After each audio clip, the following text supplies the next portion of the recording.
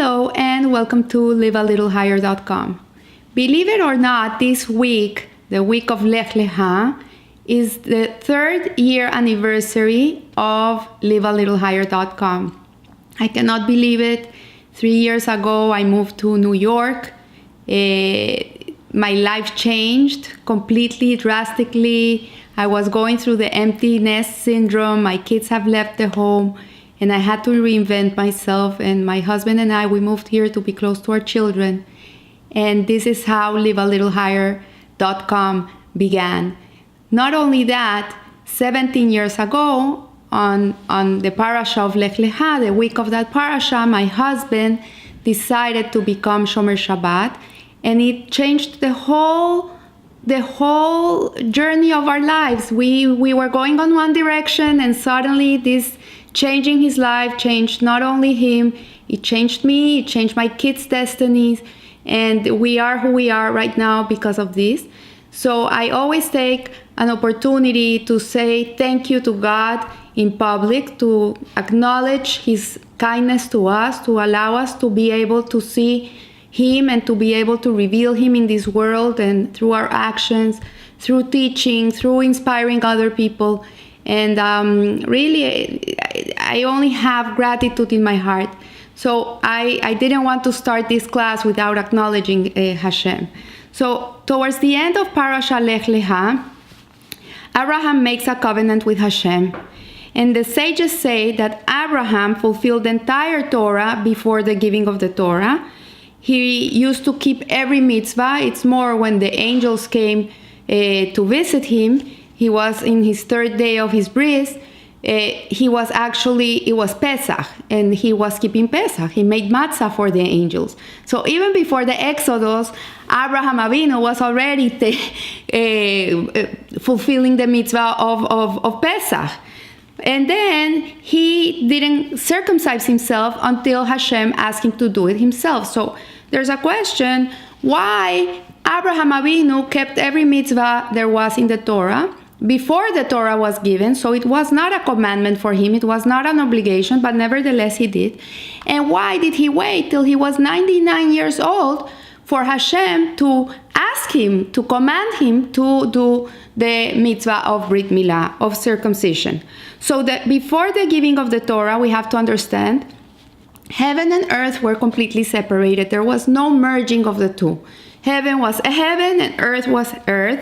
And the mitzvah observance was only in deed. People used to do mitzvot, but it was only in the deed. It didn't permeate with holiness the material world.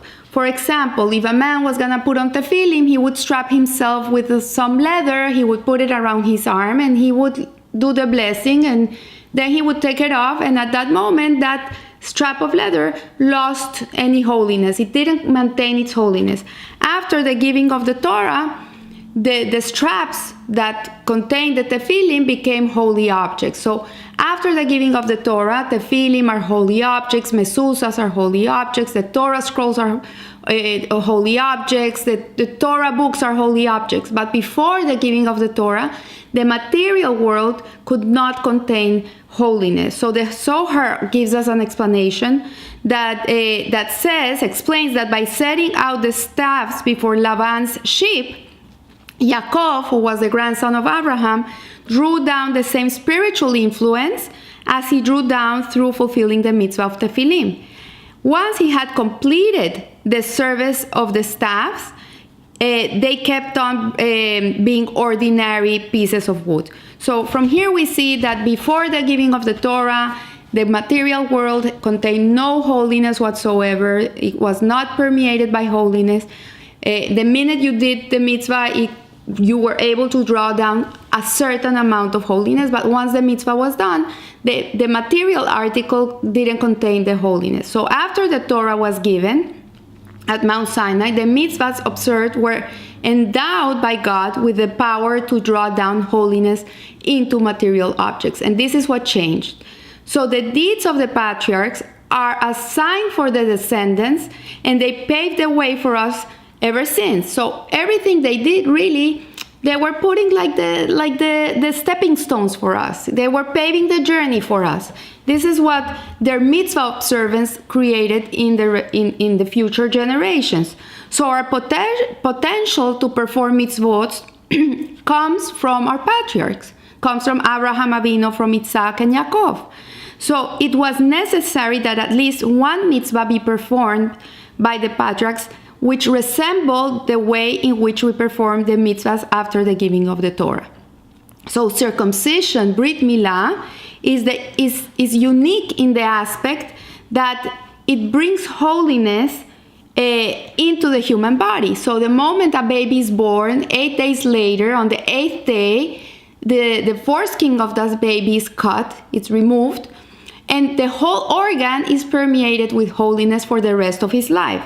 So this holiness endures, as it says, and my covenant will be an eternal bond in your flesh.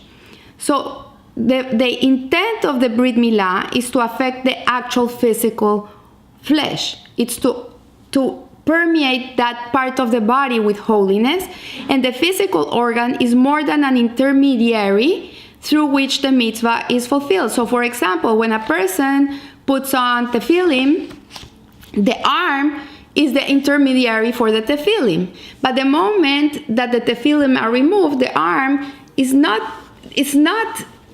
permeated with the holiness of the tefillin. But the Brit Milah, the organ in which the foreskin is removed, for the rest of the life of that person, that organ is permeated with holiness since the moment it's done until the moment he dies. So with regard to the Brit Milah, the purpose of the mitzvah is to affect the organ and the actual flesh. Secondly, it also affects the person for the rest of his life. And we can understand why Abraham waited for Hashem to give him the commandment of Brit Milah, because he wanted the mitzvah to be a command from God. He didn't want to do it because he wanted to do it. He wanted to do it because Hashem asked him to do it, which is completely different. So when a person does a mitzvah because it feels good, because he resonates with it, I visit sick people, I feel good when I do it, I love visiting elderly, I enjoy being with them, and it's joyful for me. In reality, it's not like God is commanded me to go and do these mitzvahs, right? Really, for me, it's a pleasure.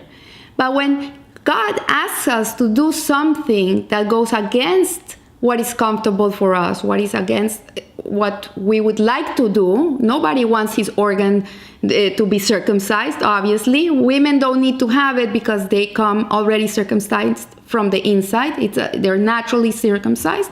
But men need to be circumcised.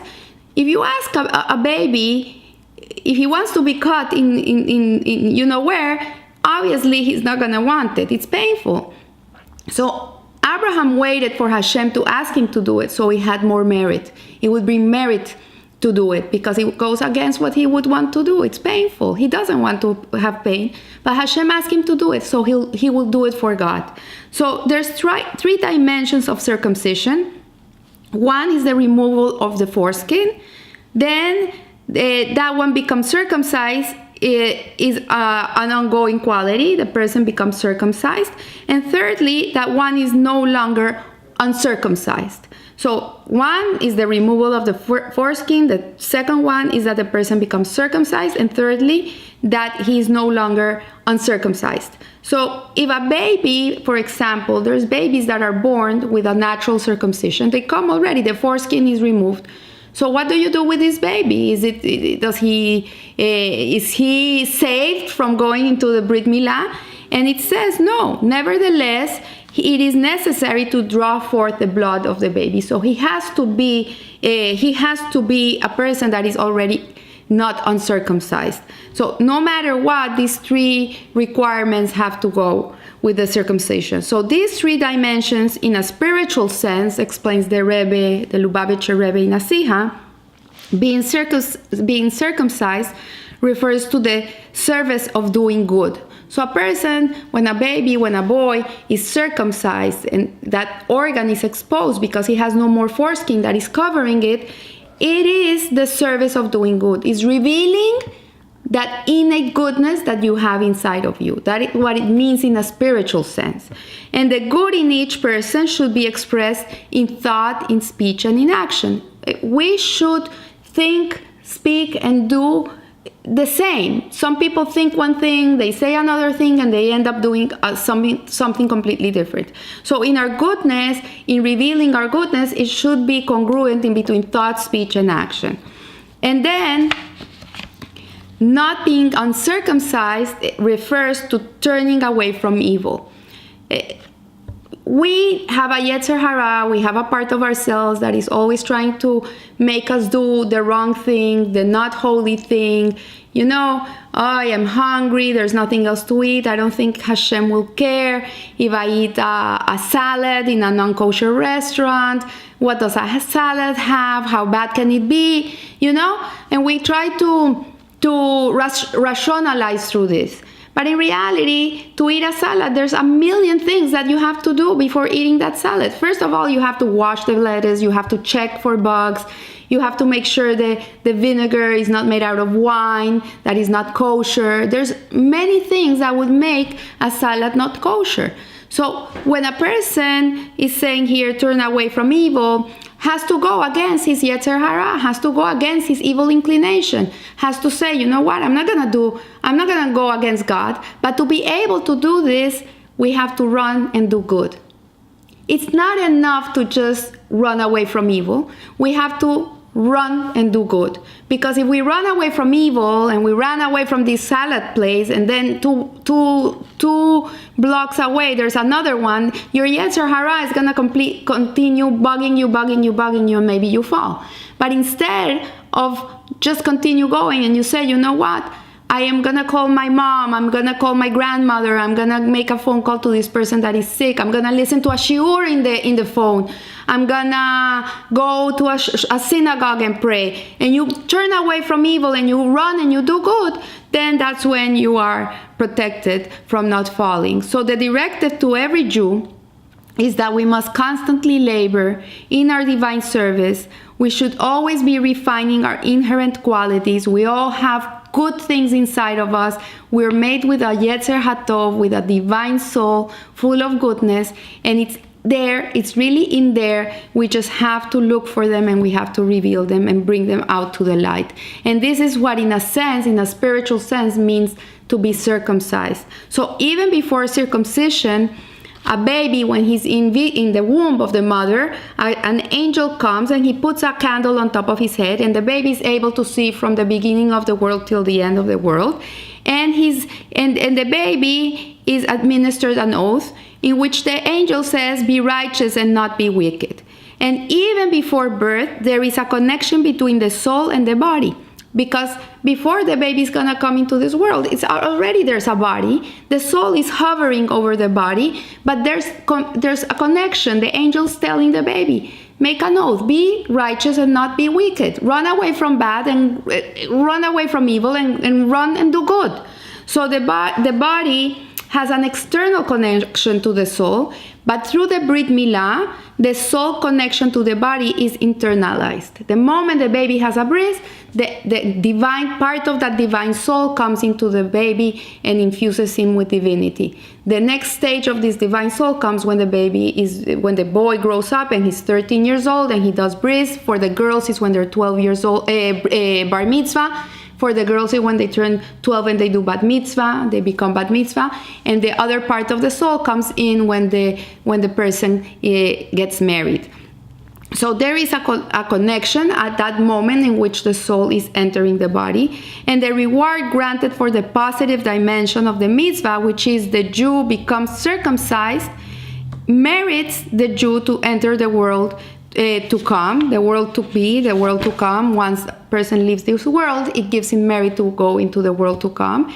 And the reward for the negative dimension, that one is no longer uncircumcised, is that our sages say that Abraham sits at the entrance of Gehinnom, which in not Jewish terms would mean hell, and doesn't allow any circumcised Jew to enter. So he protects that entrance, so Jews that are circumcised don't go into Gehinnom. Even if Israel doesn't possess any good deeds, the Holy One, blessed be He, will redeem them in the merit of Brit Milah. And it says that Israel, the land of Israel, is destined for the Jewish people because of the mitzvah that Abraham Avinu did so many years ago, the mitzvah of Brit Milah. So I leave you here. I wish you a blessed week, and remember, live a little higher. Thank you.